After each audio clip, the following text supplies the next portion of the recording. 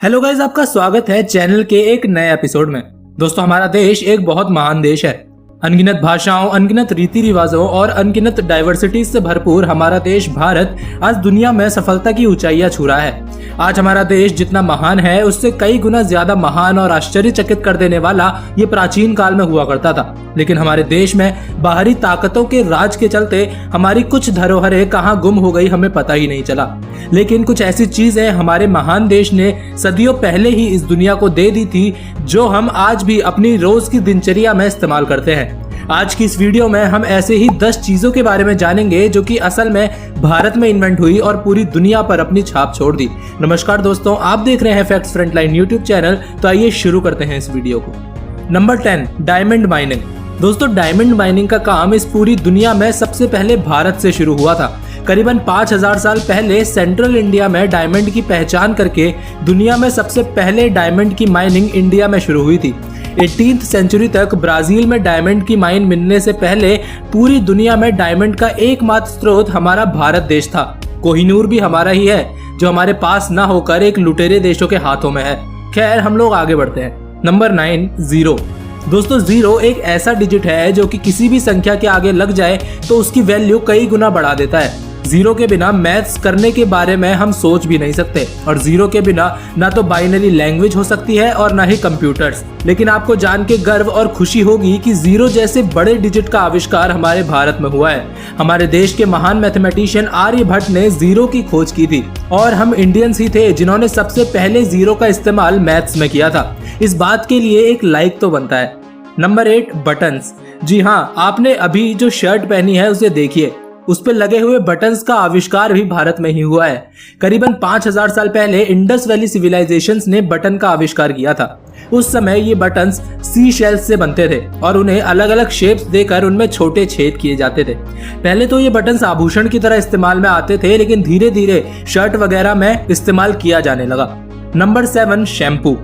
अपने बालों को सुंदर और आकर्षक बनाने के लिए हम सब अपने बालों में शैम्पू लगाते हैं। लेकिन आपको जान के हैरानी होगी कि शैम्पू, जो कि आज की आधुनिक दुनिया का आविष्कार लगता है, वो भारत में कई सालों पहले ही इन्वेंट हो चुका है। शैम्पू शब्द भले ही आज के जमाने का हो, लेकिन शैम्पू का आविष्कार 1762 में भारत के पूर्वी हिस्सों में हो गया था, और उस समय जड़ी बूटियों से बने शैम्पू का इस्तेमाल हेड मसाज के लिए किया जाता था। शैम्पू शब्द अंग्रेजी शब्द है जो कि हिंदी शब्द चंपो से लिया गया है, जो कि संस्कृत के एक शब्द चापयति से आता है, जिसका अर्थ होता है मसाज।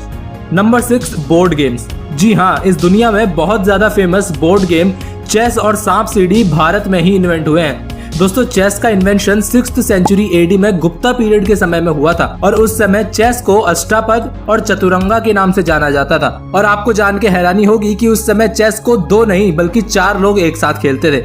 वहीं अगर बात करें सांप सीढ़ी की, तो इसे 13th सेंचुरी के एक कवि ज्ञानदेव ने इन्वेंट किया था, और सांप सीढ़ी का नाम पहले मोक्षपट था।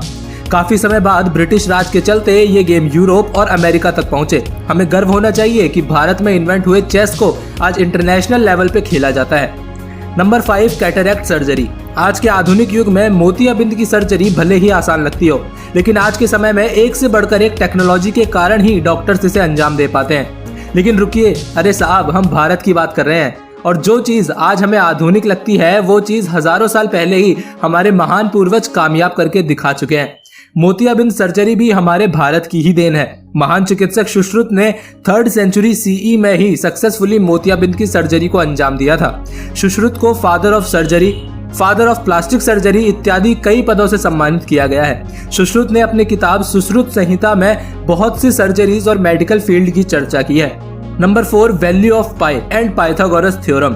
दोस्तों, पाई, ये मैथ्स वाला पाई जो आप अपने स्क्रीन पे देख रहे हैं, इसकी खोज भी भारत के ही एक मैथमेटिशियन बौधायन जी ने हजारों साल पहले की थी। उनके द्वारा लिखे गए सुलभा सूत्र में इसकी जानकारी मिलती है, जहां उन्होंने बताया था कि पाई की अप्रोक्सीमेट वैल्यू 3 होती है, और आगे चल के आर्यभट्ट ने पाई की एग्जैक्ट वैल्यू हमें दी थी। इतना ही नहीं, पाइथागोरस थ्योरम भी बौधायन जी की ही देन है, और उन्होंने पाइथागोरस थ्योरम की खोज पाइथागोरस के पैदा होने के भी 1000 साल पहले ही कर दी थी।